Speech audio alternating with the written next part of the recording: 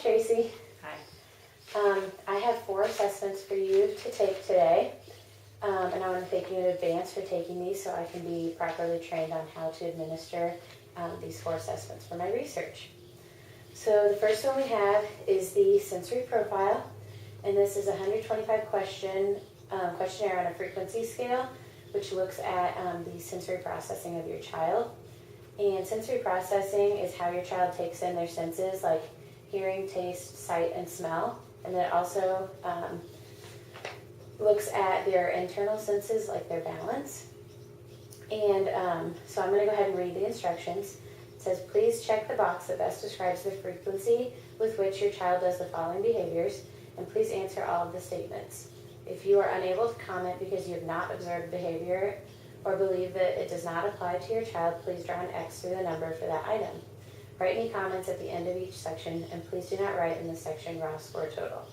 So the scale is always, frequently, occasionally, seldom, or never. Always means that when presented with the opportunity, your child always responds in this manner 100% of the time.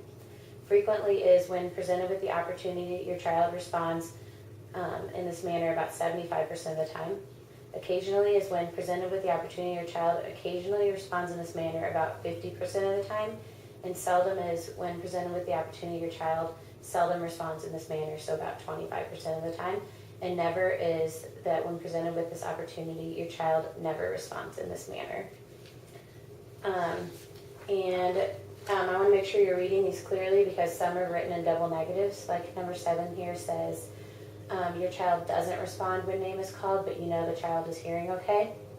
So this is asking how often, when you call your child's name, how often do they not respond, but you know that they're hearing you.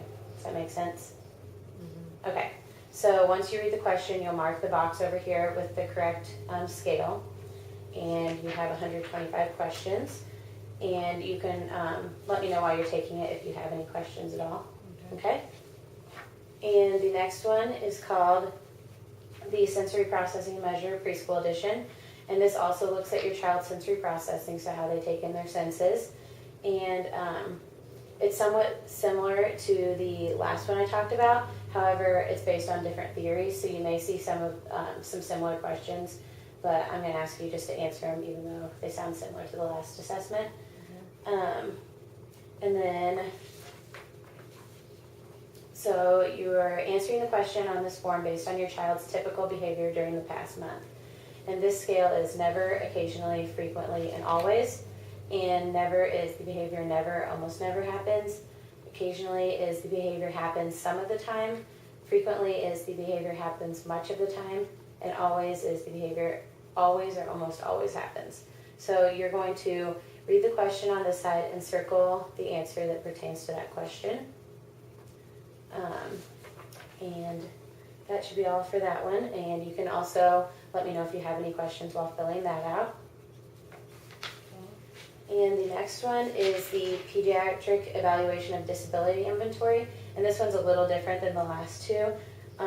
It includes 3 areas. It looks at how your child does daily self-care activities, like brushing their teeth or toileting.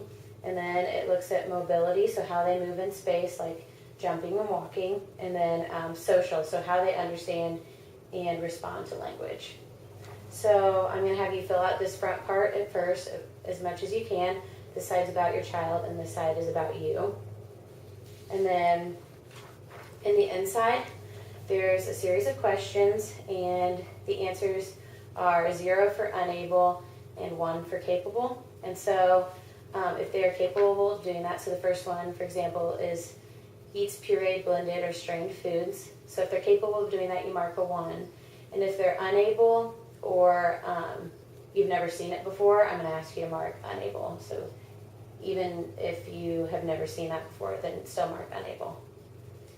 And then on the back, there's another portion here. This is asking how much assistance they need during certain tasks. So the scale for this is independent, supervision, minimal, moderate, maximal, or total. And independent means they do the activity all by themselves. Supervision means that they need you standing by to watch them. Mm-hmm. Minimal means that you help them with 25% of the task. Moderate means you help them with 50%, and maximal means you help them with about 75%, and total means that you do the whole thing, so they're completely dependent on you to do that task. And then over here on the right is the modification scale. So does your child use any adaptive devices that the hospital or doctor has given them? What do you mean? Like a reacher or a sock aid or something like that? No. Okay, that's what I thought. And so you're mostly going to be using, or you're going to only use the nun or the child. Nun means that they would use the same equipment that you and I would use, so like an adult Okay. fork, like adult type things. Yeah. A child just means that it's child size, so like a child fork or a child toothbrush.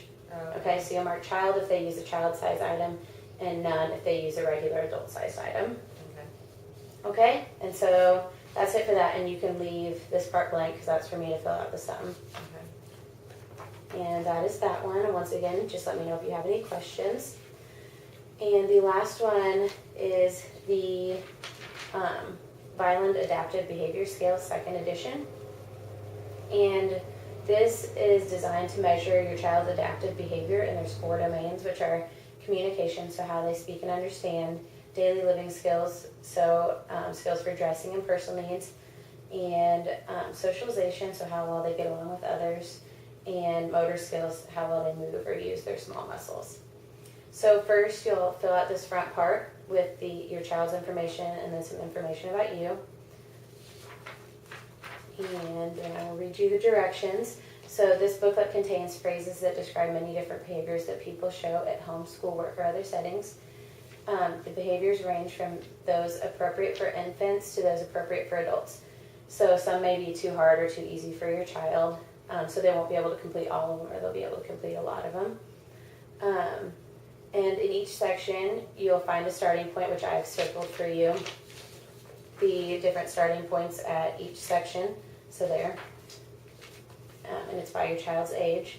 And the response you choose should reflect how often the individual performs the behavior without help when the behavior is needed.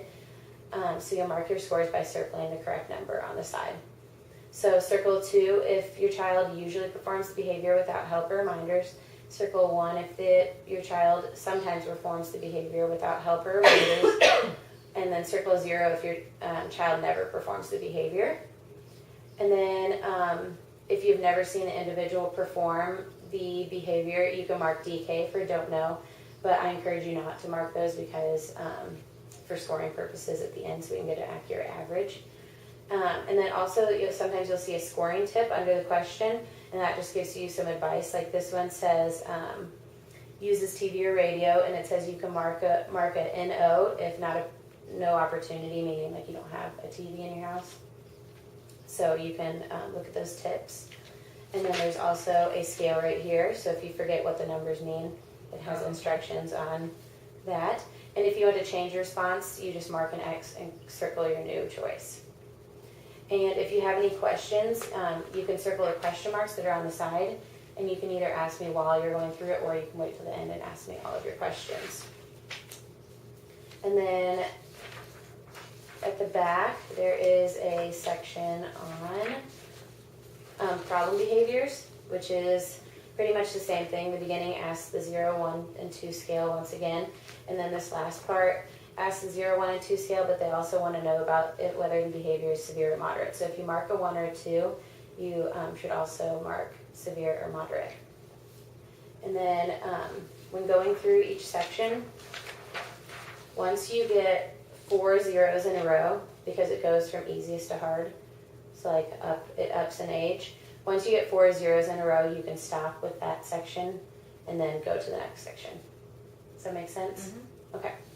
All right. So once again, if you have any questions while filling these out, just let me know and I can help you. All right? Okay. Thank you.